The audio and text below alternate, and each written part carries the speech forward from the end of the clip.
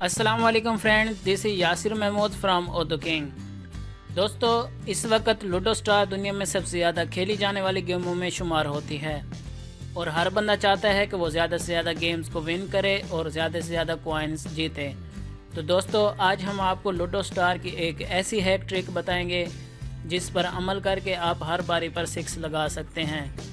तो चलें वीडियो का आगाज़ करते हैं।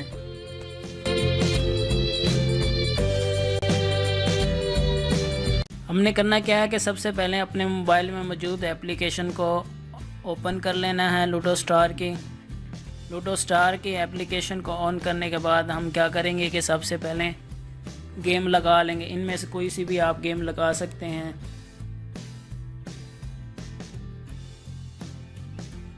गेम लगाने के बाद जैसे ही हमारी बारी आती है मैं आपको ट्रिक बताता हूँ।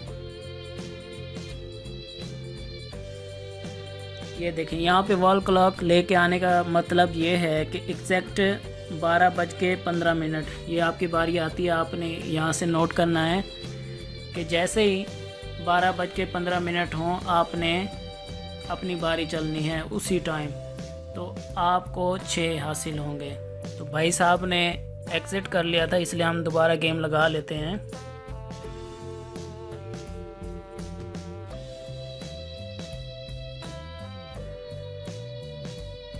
दोबारा गेम लगाने के बाद ये देखें कि हम एग्जैक्ट 12:15 पे अगर बारी चलते हैं तो हम 6 ही हासिल करते हैं।